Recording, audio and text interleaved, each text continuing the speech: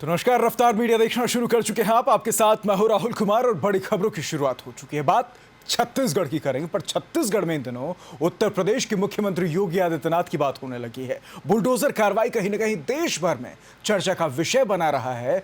वही चर्चा अब छत्तीसगढ़ में भी हो रही है। इसी का असर छत्तीसगढ़ में देखने को मिल रहा है। बीजेपी के प्रदेश अध्यक्ष अरुण साव दावा कर रहे हैं कि बीजेपी की सरकार बनने के बाद छत्तीसगढ़ में अपराधियों के खिलाफ बुलडोजर चलना बहुत जरूरी है। इस पर छत्तीसगढ़ में राजनीति जो है गरमाई हुई है। कांग्रेस की तरफ से मुख्यमंत्री भूपेश बघेल ने भी कड़ी प्रतिक्रिया दी है।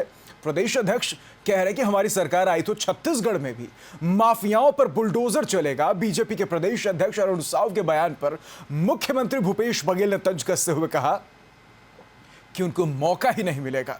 इसके बाद मुख्यमंत्री भूपेश बघेल ने आरएसएस पर भी गंभीर आरोप लगाए हैं। सीएम ने प्रतिक्रिया देते हुए कहा कि बीजेपी प्रदेश अध्यक्ष अरुण साव इन दिनों तरह तरह के बयान दे रहे हैं। उनके ट्वीट और बयान देखने से लगता है कि बीजेपी में दो फाड़ हो चुका है।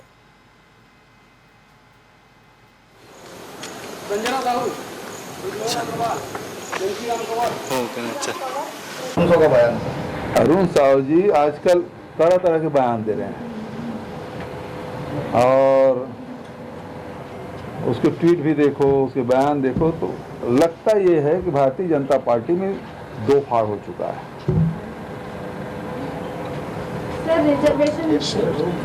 अरुण साव जी का विश्वास अब मोदी और शाह से हट चुका है। अब उसकी बात नहीं करते, अब वो बुलडोजर की बात करने लगे। मतलब योगी आदित्यनाथ उस रास्ते में चलते हैं। मतलब ये है, अरुण साव जी ने स्वीकार कर लिया है कि अब मोदी और शाह की जादू उतर चुका है। ठीक है। देखिए, सामान्य तौर पर जो अब तक की हमारी गतिविधियां रही है, राजनीतिक हालात रहे, इसको लेकर बातचीत हुई है और आगे किस प्रकार से हम तैयारी करें, क्या तैयारी है हमारी, क्या योजनाएं हैं, इसको लेकर चर्चा हुई है। और निश्चित रूप से आने वाले समय में हम पार्टी की गतिविधियों को और बढ़ाएंगे, पूरी ताकत से लगेंगे और 2023 में भारतीय जनता पार्टी की सरकार बने, इसके लिए पूरी ताकत से जुटेंगे। अरुण साव जी आजकल तो छत्तीसगढ़ में अब बुलडोजर को लेकर सियासत गर्म हो गई है। अब देखना यह होगा कि आने वाले समय में क्या अपराधियों के हौसलों को तोड़ने के लिए बीजेपी बुलडोजर चलाने को तैयार रहेगी या फिर एक बार फिर से कांग्रेस का जादू चल जाएगा। ये चुनाव का परिणाम बताएगा। पर फिलहाल छत्तीसगढ़ में स्थिति यह है कि बीजेपी दावा कर रही है कि अगर हम सत्ता में वापसी करते हैं तो माफियाओं पर, तमाम जो लोग हैं, समाज विरोधी लोग हैं, उन पर बुलडोजर की कार्रवाई होगी। मुख्यमंत्री योगी आदित्यनाथ का जो उत्तर प्रदेश मॉडल है उसे छत्तीसगढ़ में भी इंप्लीमेंट कराया जाएगा। पर सबसे मजे की बात यह है कि मुख्यमंत्री भूपेश बघेल कहते हैं कि इन्हें तो मौका ही नहीं मिलने वाला, बीजेपी को सत्ता वापसी का मौका ही नहीं मिलेगा। तो कुल मिलाकर अब बुलडोजर पर बयानबाजी तेज हो चुकी है। सीधे तौर पर बीजेपी दावा करती है कि योगी मॉडल को छत्तीसगढ़ में इंप्लीमेंट करा जाएगा, तो कांग्रेस का सीधे तौर पर कहना यह है कि बीजेपी को मौका ही नहीं मिलेगा। कुल मिलाकर अब बुलडोजर पर राजनीति हो रही है क्योंकि सामने विधानसभा चुनाव है। बीजेपी की कोशिश यह है कि तमाम ऐसे लोगों को अपने तरफ गोलबंद किया जाए जो कहीं ना कहीं योगी सरकार के मॉडल को पसंद करते हैं। मुख्यमंत्री योगी का जो बुलडोजर वाला मॉडल है, माफियाओं के विरोध में जो एक्शन मुख्यमंत्री योगी आदित्यनाथ समय समय पर दिखाते रहते हैं, उस मॉडल को छत्तीसगढ़ में इंप्लीमेंट करके ढेर सारा वोट जो है बटोरा जाए। तो इधर मुख्यमंत्री भूपेश बघेल सीधे तौर पर कहते हैं कि विकास के मॉडल पर एक बार फिर से छत्तीसगढ़ की जनता अपना ठप्पा लगाने वाली है।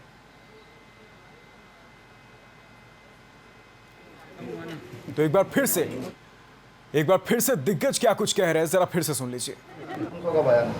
अरुण साव जी आजकल तरह तरह के बयान दे रहे हैं और उसके ट्वीट भी देखो, उसके बयान देखो, तो लगता ये है कि भारतीय जनता पार्टी में दो फाड़ हो चुका है।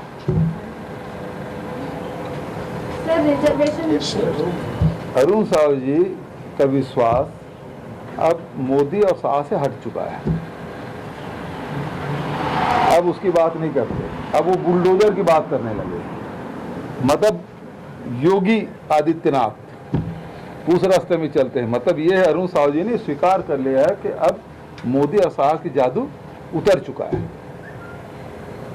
ठीक है, देखिए, सामान्य तौर पर जो अब तक की हमारी गतिविधियां रही है, राजनीतिक हालात रहे हैं, इसको लेकर बातचीत हुई है और आगे किस प्रकार से हम तैयारी करें, क्या तैयारी है हमारी, क्या योजनाएं हैं, इसको लेकर चर्चा हुई है और निश्चित रूप से आने वाले समय में हम पार्टी की गतिविधियों को और बढ़ाएंगे, पूरी ताकत से लगेंगे और 2023 में भारतीय जनता पार्टी की सरकार बने, इसके लिए पूरी ताकत से जुटेंगे। अरुण साहू जी आजकल तरह तरह के बयान दे रहे हैं और उसके ट्वीट भी देखो, उसके बयान देखो तो लगता ये है कि भारतीय जनता पार्टी में दो फाड़ हो चुका है।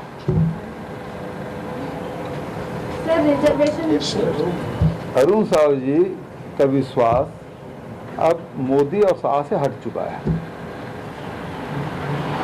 अब उसकी बात नहीं करते। बुलडोजर देश में एक बड़ी आबादी जो है उस मॉडल पर विश्वास करती है, उस मॉडल को पसंद करती है, क्योंकि कहीं ना कहीं उसमें माफियाओं पर एक्शन हो रहा होता है और देश में कई ऐसे राज्य हैं जिन पर माफिया जो है देश के विकास में बाधा बनते हैं। ऐसे में तमाम जो बीजेपी के राज्य की पार्टियां हैं वो सीधे तौर पर उनका यह मानकर चल रहा है कि मुख्यमंत्री योगी आदित्यनाथ के इस मॉडल पर जनता यकीन करेगी, जनता विश्वास करेगी।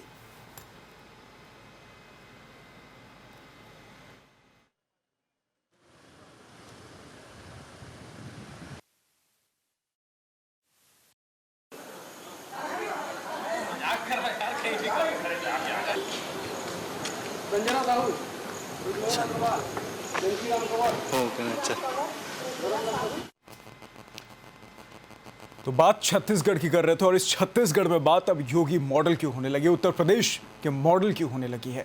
इस पर चर्चा करने के लिए हमारे साथ कांग्रेस से अमित श्रीवास्तव जुड़े हुए हैं और बीजेपी से बालमुकुंद साहब जुड़े हुए हैं। सबसे पहले तो आप दोनों का रफ्तार मीडिया पर बहुत बहुत स्वागत है और जो मेरा सवाल है वो कांग्रेस से है। अमित जी, सबसे पहला सवाल आपसे यह है, क्या छत्तीसगढ़ को उत्तर प्रदेश की योगी मॉडल की जरूरत है? क्या जरूरत है कि यहाँ के माफियाओं पर भी बुलडोजर की कार्रवाई हो?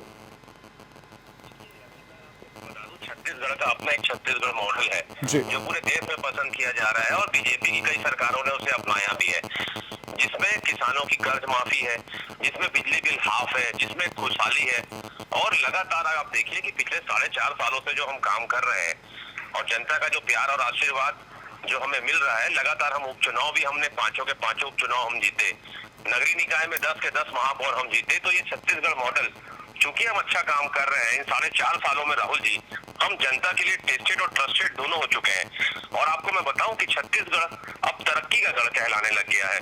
तो मुझे ऐसा लगता है कि यह मॉडल छत्तीसगढ़ की जनता को पसंद आ रहा है और जनता इटसेल्फ जनार्दन होती है, जनता को जो मॉडल पसंद आएगा छत्तीसगढ़ में वही मॉडल चलेगा। और रही बात बुलडोजर की, तो मुझे लगता है कि जिस प्रकार के भाजपा के लोग पहले कभी कुछ कहते थे, अब कुछ कहते हैं, फिर आने वाले समय में कुछ और कहेंगे, तो दो कामों में बड़े माहिर होते हैं, आधे समय सच को छुपाते हैं, आधे समय झूठ को फैलाते हैं और लगातार वो अपना यही काम कर रहे हैं क्योंकि उनका चाल चरित्र और चेहरा यही है। बिल्कुल बिल्कुल अमित जी, जरूरत है कि बालमुकुंद साहब से भी इस पर उनकी प्रतिक्रिया ले ली जाए। सीधे तौर पर बालमुकुंद जी, बीजेपी का दावा है कि जो छत्तीसगढ़ के माफिया हैं उन पर बुलडोजर की कार्रवाई बहुत जरूरी है, तो क्या बीजेपी ये मानकर चलती है कि जैसे उत्तर प्रदेश में जिस तरीके से माफियाओं का एक समय में राज देखने को मिलता था, छत्तीसगढ़ में भी वही स्थिति है? क्या छत्तीसगढ़ में भी कानून व्यवस्था आउट ऑफ कंट्रोल है? बालमुकुंद जी,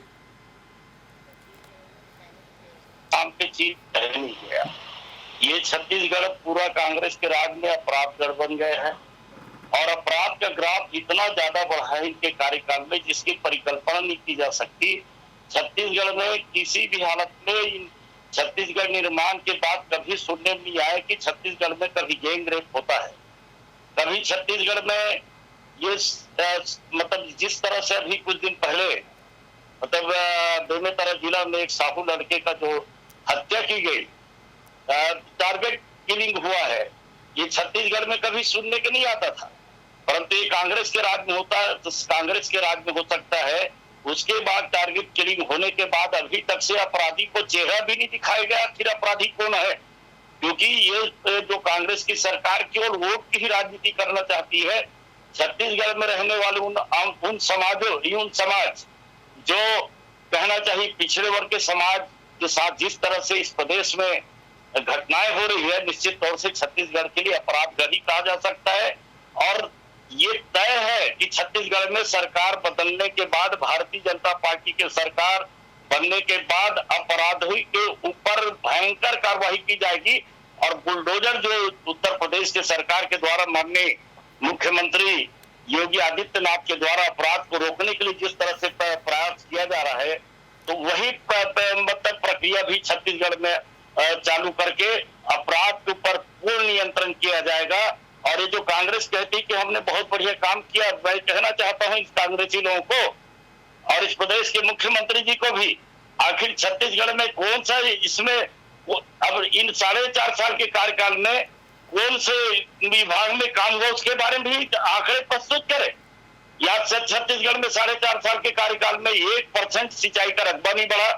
केवल मात्र यदि रोड का काम हो रहा है तो माननीय केंद्रीय मंत्री नितिन गडकरी के द्वारा जो पैसा जो आवंटन हो रहा है उसी में यहाँ पर रोड का काम हो रहा है। कोई नया स्कूल कॉलेज खोले नहीं गए, न कोई स्वास्थ्य केंद्र ठीक से खोला गया। इस तरह से छत्तीसगढ़ को कांग्रेस के राज में एक अपराध के गढ़ के रूप में इसे प्रस्तुत किया जा रहा है। और कांग्रेस के शासनकाल में केवल मात्र भ्रष्टाचार इस तरह से जो 36 वादा करके कांग्रेस की सरकार जो आई थी, पहले किसान की वादा किया था कि हम 2500 रुपए क्विंटल दाम देंगे। मैं माननीय मित्र से पूछना चाहता हूं कि 2500 रुपए की बात आपने कही थी, परंतु ये कभी नहीं कही थी कि आप 4 किस्त में पैसा देंगे और 4 किस्त में भी पैसा देंगे तो आप कटौती करेंगे। कभी 30% कटौती करते हो, कभी और कटौती करते हैं। परंतु 2500 रुपए क्विंटल धान की बात जब कही गई थी, जब प्रदेश में धान का समर्थन मूल्य 1740 और 1760 था, तब उस समय लगता था निश्चित तौर से किसान को फायदा हो रहा है। परंतु आज केंद्र सरकार के द्वारा धान का समर्थन मूल्य 2040 और 2060 होने के बाद भी आज वही मतलब 2500 रुपये की बात करते हैं। उस हिसाब को आपका धान का समय मतलब किसानों को आपको ज्यादा देना था। आज की तारीख में कम से कम 2800 रुपये किसान को देते। छत्तीसगढ़ में किसानी की बात जो करती है सरकार, परंतु यहाँ पर खाद का ब्लैकमेलिंग होता है। जबकि भारतीय जनता पार्टी 15 साल के शासनकाल में कभी भी सुनने में नहीं आया कि छत्तीसगढ़ में कभी खाद की किल्लत रही होगी। किसानों को सोसाइटी के माध्यम से खाद मिलता था, परंतु दुर्भाग्य के साथ कहना पड़ा इसका कांग्रेस के लोग कहने वाले हम किसान की बात करने वाले कांग्रेस की सरकार केवल जो केंद्र सरकार के द्वारा जो खाद आवंटन होता है उसमें से 20% केवल मात्र सोसाइटी के माध्यम से किसानों को उपलब्ध कराया जाता है और 80% ब्लैक मेलिंग में मार्केट में उपलब्ध कराया जा रहा है, जिसके कारण से किसान के जो उत्पादन क्षमता है बालमुकुंद जी माफी चाहूंगा आपको यहां रोकने के लिए, लेकिन कहीं ना कहीं सीधे तौर पर मुख्यमंत्री भूपेश बघेल ने एक बड़ा आरोप आप लोगों पर यह भी लगाया है कि कल तक विकास के लिए जिस अमित शाह और माननीय प्रधानमंत्री नरेंद्र मोदी की बात होती थी, अब उसी मॉडल को बीजेपी जो है कहीं ना कहीं दरकिनार कर रही है। मुख्यमंत्री योगी के मॉडल को इंप्लीमेंट किया जा रहा है और बीजेपी जो है कहीं ना कहीं अपने मॉडल को लेकर ही कहीं ना कहीं तय नहीं कर पा रही कि उसे फॉलो क्या करना है। तो आखिर छत्तीसगढ़ में कौन से डिपार्टमेंट का बताइए ना कि विकास हो रहा है। यहाँ पर सिंचाई का कोई रकबा नहीं बढ़ा, सड़क का कोई निर्माण नहीं हो रहा है, केवल मात्र नगर निगम के एरियम हो रहा है। बाकी ग्रामीण एरिया का सड़क देख सकते हैं, मात्र दो विधानसभा छोड़कर केवल मात्र पाटन और मतलब दो ग्रामीण विधानसभा जहाँ पे मतलब होम मिनिस्टर और साथ में पीडब्ल्यूडी मिनिस्टर है, वहीं की सड़क आपको निर्माण होते हुए दिखेगा। बाकी किसी विधानसभा में नहीं लगता कि गड्ढे भी भरे जा रहे हों। बिल्कुल बालमुकुंद जी, कहीं ना कहीं अमित जी सीधे तौर पर आप जो दावे कर रहे थे कि मुख्यमंत्री भूपेश बघेल का जो मॉडल है वो बीजेपी के राज्य कॉपी कर रहे हैं, केंद्र सरकार उन योजनाओं को कॉपी कर रही है, तो बीजेपी तो सीधे तौर पर आप लोगों पर आरोप लगा रही है ना कि आप योजनाओं पर तो काम ही नहीं कर रहे। सिर्फ जो केंद्र सरकार की योजनाएं होती हैं वो किसी तरीके से केंद्र सरकार के इंटरेस्ट की वजह से इंप्लीमेंट हो जाती है, पर कहीं ना कहीं आप भी उन योजनाओं पर इंटरप्शन लगाते हैं। राज्य सरकार किसी तरह से कोई काम नहीं कर रही है, किसानों तक योजनाएं नहीं पहुंच रही, गरीबों को उनकी जरूरत की चीजें नहीं मिल रही है, पर तुष्टीकरण की राजनीति छत्तीसगढ़ में पूरे जोर पर है। बीजेपी तो गंभीर आरोप लगा रही है। ऐसे में योगी मॉडल चाहिए ही चाहिए छत्तीसगढ़ को, बीजेपी कह रही है। जी इसे जिस प्रकार से मैंने कहा ना कि दो कामों में बीजेपी के नेता बड़े माहिर होते हैं। आधे समय सच को छुपाते हैं और आधे समय झूठ को फैलाते हैं। और सिर्फ झूठा दुष्प्रचार जो बीजेपी के लोग करते हैं, सिर्फ राजनीतिक बयानबाजी और प्रोपेगेंडे में लगी रहती है बीजेपी। और मैं आपको बता दूं, अगर हम काम नहीं करते तो 2018 में 80.37 लाख मीट्रिक टन धान खरीदी, 2019-20 में 83.94 मीट्रिक टन, फिर 2020-21 में 92 लाख मीट्रिक टन और इस बार 107 लाख मीट्रिक टन से ज्यादा हमने यहाँ पर खरीदी की है। तो क्या अगर हम काम नहीं करते तो क्या किसान यहाँ पर समृद्ध खुशहाल रहते? लेकिन जिस प्रकार से इन्होंने तो कहा था ना कि 2022 तक हम किसानों की आय दुगनी कर देंगे, इन्होंने तो लागत दुगनी कर दी। और लगातार अगर आप देखेंगे तो मैंने कहा ना, प्रजातंत्र में, लोकतंत्र में जनता जनार्दन होती है साहब।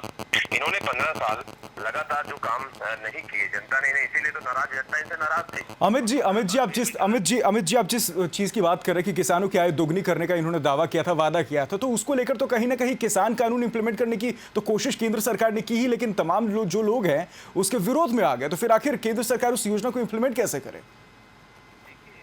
मेरे किसान भाई 3 मिनट में समझ गए कि लिए उनके लिए केंद्र सरकार ने काला कानून लाया है। और केंद्र सरकार को समझने में कितने समय लग गए, जब तक 703 किसानों की जान चली गई। उसका जिम्मेदार कौन है?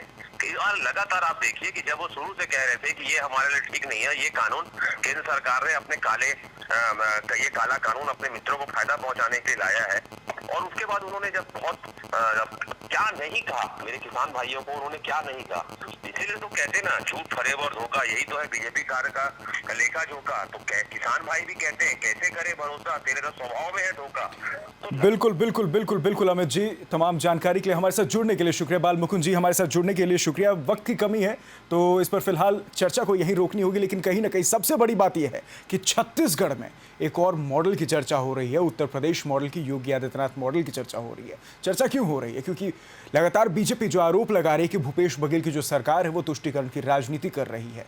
तमाम जो ऐसे लोग हैं जो तुष्टीकरण में इन्वॉल्व रह रहे हैं, लगातार हिंसा में इन्वॉल्व रह रहे हैं, उनको सरकार कहीं ना कहीं संरक्षण देने का काम कर रही है। तो इधर सीधे तौर पर कांग्रेस का, सत्ता पक्ष का दावा यह है कि छत्तीसगढ़ के मॉडल को पूरे देश के तमाम राज्य अपना रहे हैं। अब कौन सा मॉडल सक्सेसफुल है, किसके मॉडल पर जनता को भरोसा है, आने वाला चुनाव बताएगा। पर फिलहाल वक्त हो चुका है एक छोटे से ब्रेक का।